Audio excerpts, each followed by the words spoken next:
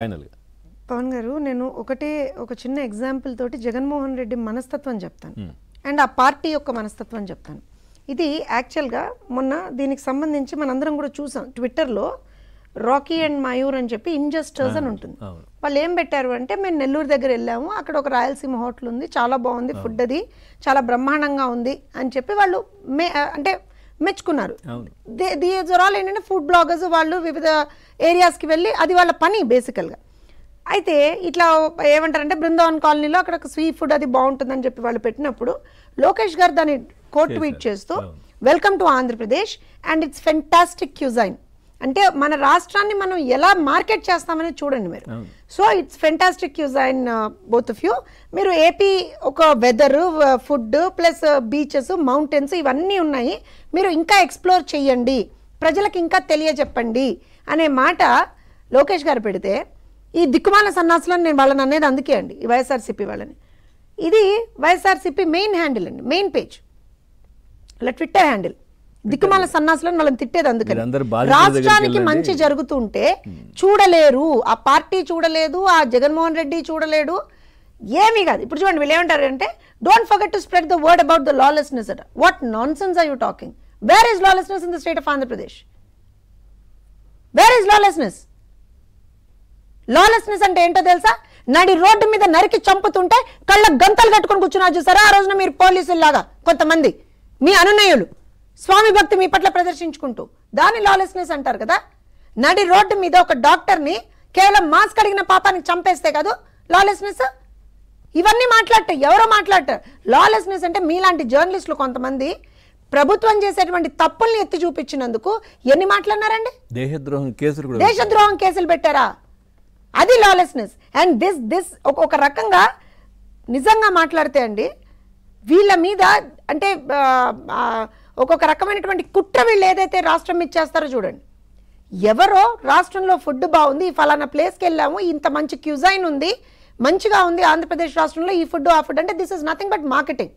ఆ మార్కెటింగ్ ఒకళ్ళు చేస్తుంటే దాన్ని రాష్ట్ర మంత్రి అక్నాలెడ్జ్ చేస్తూ ఇది ఒక్కటే కాదు మీరు మిగతా ప్రాంతాలు కూడా చూడండి, బీచ్లు ఉన్నాయి, ఇవి ఉన్నాయి, అవి ఉన్నాయి, రాష్ట్రం ఒక మంచి ప్లేస్ అని చెప్పి చెప్తే సిగ్గు లేకుండా బయటకు వచ్చి రాష్ట్రంలో లాలెస్నెస్ ఉంది, చనిపోయిన వాళ్ళ కుటుంబాల దగ్గరికి వెళ్ళి మీరు పరామర్శించండి, ఎక్కడేం మాట్లాడాలో ఎప్పుడేం ట్వీట్లు పెట్టాలో కూడా తెలియనటువంటి దిక్కుమాల సన్నాసులు ఎందుకు మీరు చర్యలు తీసుకోవట్లేదు? ఎందుకంటే ఇది దేశద్రోహం కిందకే వస్తుంది. ఇది కూడా ఎందుకనంటే ఇప్పుడు రాష్ట్ర ద్రోహం కావచ్చు, దేశద్రోహం రెండు ఒకటే. ఎందుకంటే ఇక్కడ బిజినెస్ చేసుకోవడానికి వస్తుంటే ఒక రాష్ట్రంలో ఏం జరగకపోయినా గానీ ఏదో అయిపోతుంది ఇక్కడ అని చెప్పేసి డెవలప్మెంట్ కాకుండా అడ్డుకోవడం ద్రోహమే కదా. డెఫినెట్ గా ఇదేం వదిలేమండి, ఇలాంటివేమీ వదిలేము. కానీ నేను ఏమంటున్నా అంటే ఇప్పుడు మీరు గమనించండి, every department is doing their work. At the same time ఇప్పుడు మనం ఉన్నటువంటి మన పరిస్థితుల్లో ఇప్పుడు ఇలాంటిది ఏదన్నా మనం చేసా మీరు గమనించట్లేదు. జగన్మోహన్ రెడ్డి కుట్రే అది ఏదో ఒక రకంగా. ఇప్పుడు పిన్నెల్లి ఏం చేశాడు? ఈవీఎంని పగలగొట్టాడు. కేసు ఎవరు పెట్టారు? రాష్ట్ర ప్రభుత్వం పెట్టిందా? ఎవరు పెట్టారు కేసు? ఎలక్షన్ కమిషన్ పెట్టింది. దానికి సంబంధించినటువంటి కేసు రన్ అయింది, దానికి సంబంధించి అతనికి రిమాండ్ లో ఉన్నాడు. ఇప్పుడు వాళ్ళు పెట్టుకున్నారు. దానికొచ్చి అమ్మో మా పార్టీ నాయకుడి మీద కేసు పెట్టారు, మా మీద కక్ష సాధింపు చర్యలు చేపడుతున్నారు అని ఒక సినిమాటిక్ వేలో ఉంటాడు కదా ఒక ఆయన, డయాఫ్రమ్ వాళ్ళది కూడా తెలియని ఒక ఆయన ఉంటాడు కదా, సినిమాటిక్ పంథాలో వచ్చి కూర్చొని ప్రెస్ ముందర కూర్చొని మా పార్టీ నాయకుల మీద కక్ష సాధింపు చేస్తున్నాడు చంద్రబాబు నాయుడు అని మాట్లాడతాడు. నిజంగా కక్ష సాధింపు చెయ్యాలని మేము కనుక అనుకుంటే ఒక్కళ్ళు మిగలరు సార్, అక్కడ అందరి మీద కేసులు పడాల్సింది. మేమే సెపరేట్గా కక్ష సాధింపు ఏం చెయ్యక్కర్లా, వాళ్ళు చేసిన తప్పులకు వాళ్ళని శిక్షించినా చాలు. కానీ మేమేమంటున్నామంటే మాకు ఇవాళ రాష్ట్ర ఇమేజ్ ఇంపార్టెంట్, రాష్ట్రంలో ఉన్నటువంటి మిగతా issues important. At the same time ఏ పని ఇప్పుడు చట్టం పని తను చేసుకుపోతుంది సార్, మాకేం సంబంధం? ఇప్పుడు రాష్ట్రంలో ఎవరైనా ఇప్పుడు మీరు తప్పు చేశారనుకోండి పవన్ గారు, మీ మీద చర్య ఎవరు తీసుకుంటారు? చట్టం తీసుకుంటుంది. మాకేం సంబంధం అండి?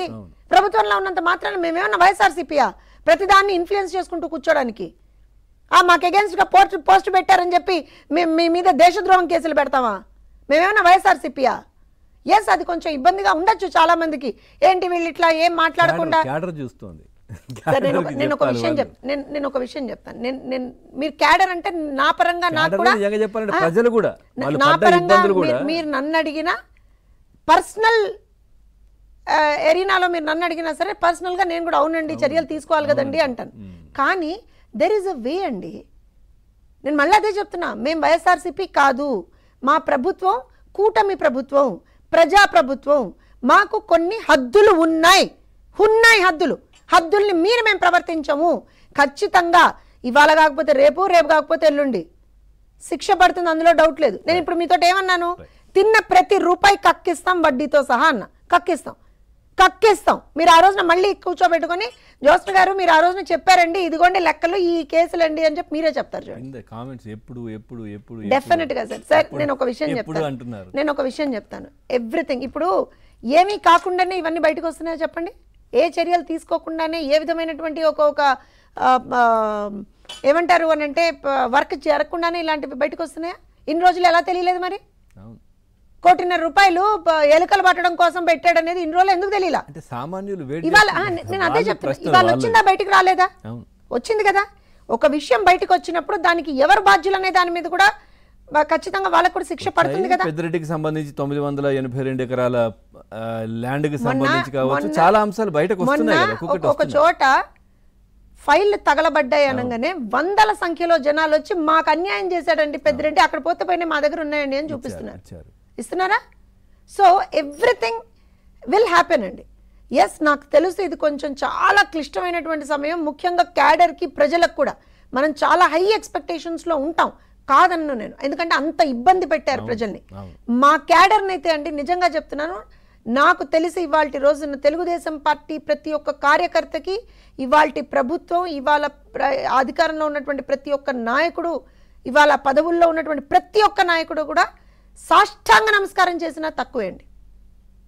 గుండెల్లో పెట్టుకొని ప్రతి ఒక్క తెలుగుదేశం పార్టీ కార్యకర్త ప్రాణాలు అడ్డుపెడి ఏమంటారంటే అడ్డు పెట్టి మరీ కొట్లాడారు వాళ్ళు. నిజంగా అత్యంత ఎక్కువగా ఇబ్బంది పెట్టిన తెలుగుదేశం పార్టీ కార్యకర్తలు. నేను అదే చెప్తున్నాను, ఇవాళ ఒక కుటుంబం, నేను ఒక్క విషయం కాదు, తండ్రిని కోల్పోయారు, భర్తను కోల్పోయారు, ఒక్కొక్క కుటుంబం అయితే కుటుంబం మొత్తం కూడా ఎలిమినేట్ అయిపోయినటువంటి పరిస్థితి చూసాం. అయినా సరే వెరవకుండా తగ్గకుండా పార్టీ జెండానే నా ప్రాణం అని చెప్పి పార్టీని వాళ్ళ రోజున కాపాడుకున్నటువంటి కార్యకర్తలకి సమాధానం మేము చెప్పాలి కాబట్టే నేను చెప్తున్నానండి. ఇవాళ ప్రతి ఒక్క ఇష్యూ మీద ఎస్ ఇప్పటి వరకు వాళ్ళ సపోర్ట్ తోటే ఇంత దూరమైనా వచ్చాం, ఇక నుండి కూడా వాళ్ళ సపోర్ట్. ఎందుకంటే మన కోసం ఎప్పుడూ పనిచేయలేదు. తెలుగుదేశం పార్టీ కార్యకర్తలు ఎప్పుడూ కూడా మా కోసమో పార్టీ కోసమో ఎప్పుడు పనిచేయలేదండి, ప్రజల కోసం పనిచేస్తాం. అది తెలుగుదేశం పార్టీ సిద్ధాంతం, ప్రజల కోసమే పనిచేస్తాం. సో ఇవాళ ప్రజల కోసం పనిచేసేటువంటి ఒక ప్రక్రియలో భాగంగా జరగాల్సినటువంటి కొన్ని పనులు కొంచెం ఒకటి అటు ఇటు 1-2 అయినా సరే అర్థం చేసుకుంటారు. నాకు తెలిసి లీగల్ సెల్ కూడా పెట్టినట్టున్నారు, ఎందుకంటే కొద్దిమంది కామెంట్స్ చేస్తున్నారు ఏమేనంటే చాలా మంది సామాన్య కార్యకర్తలందరూ వాళ్ళపైన కేసులు పెట్టారు అనవసరంగా, వాళ్ళందరూ కూడా ఇబ్బంది పడుతున్నారు. ఇంకా వాళ్ళకి సంబంధించి ఆ అక్రమ కేసులు ఎత్తేయకుండా మనకు ముందుకు వెళ్తుంటే మేము ఎంతకాలం ఫైట్ చేయగలం, ఎంతకాలం కోర్టుకి వెళ్ళే స్తోమత మాకు ఉంటుంది అనే ఆలోచన చేసే వాళ్ళు చాలా మంది ఉన్నారు. నేను మీకు ఇక్కడ ఇంకో విషయం చెప్తాను, ఇప్పుడు ఊడల మర్ర అంటారు చూసారా, అలాగా ఒక లెవెల్ ఆఫ్ కరప్షన్ అండ్ ఒక లెవెల్ ఆఫ్ లాలెస్నెస్ అనేటువంటిది ఏదైతే జగన్మోహన్ రెడ్డి కోట్ చేస్తున్నాడు చూసారా, అది వ్యవస్థల్లో ఇలా వేళ్ళలోనికి పోయిందండి జగన్మోహన్ రెడ్డి హయాంలో. సో ఇప్పుడు మనం దాన్ని కూకటి వేళ్లతో పెకిలించాలి, సమయం పడుతుంది కదా. ఇప్పుడు మీరు అన్నారు అరే నిజమే కార్యకర్తల మీద కేసులు ఉన్నాయి, ఇప్పుడు మనం ఆ శాఖలో ప్రక్షాళన కాకుండా ఎలా మనం ఆ కేసులకు సంబంధించి ఒక రెస్పాన్స్ తీసుకోగలుగుతాం?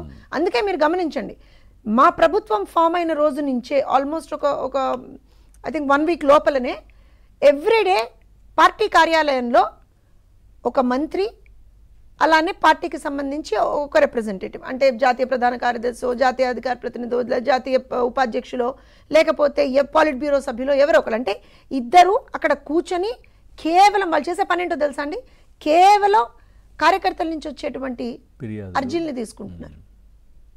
ఇది గత ఆల్మోస్ట్ 20-25 రోజుల నుంచి సంబంధించి కూడా ఒక టీం పనిచేస్తుంది. We have a legal cell. నేను ఎందుకు అంటున్నా అంటే, ఇది ఎందుకు చెప్తున్నానంటే, ఇద్దరు ఇప్పుడు రేపు శనివారం చంద్రబాబు నాయుడు గారే ఉంటారు, పల్లా శ్రీనివాస్ గారు ఉంటున్నారు రేపు శనివారం, అలానే నిన్న దేవినేని ఉమా గారును మన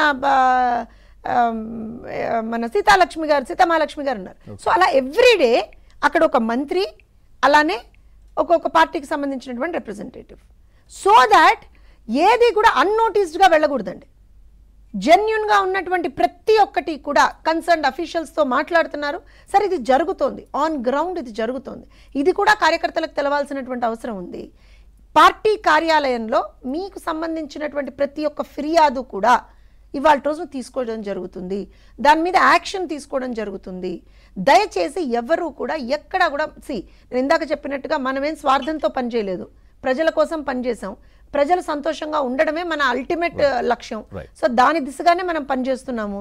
సో ఎవరికి ఏ ఇబ్బంది వచ్చినా సరే, ఏ ఇబ్బంది మీకు అనిపించినా సరే, దయచేసి పార్టీ కార్యాలయానికి వచ్చి మీ సాధక బాధకాలు ఏమున్నా సరే అక్కడ చెప్పండి. There is a team which will address that. And also మళ్ళీ ఇంకో మాట చెప్తున్నా, లేట్గా వచ్చినా లేటెస్ట్గా వస్తాం, ఎవరిని కూడా వదలం. రైట్, థ్యాంక్ యూ జ్యోత్స్న గారు, థ్యాంక్ యూ గౌతమ్ గారు, అరుణ గారు, థ్యాంక్ యూ అండి చర్చలో పాల్గొన్నందుకు. ఇది వాళ్ళ చర్చ.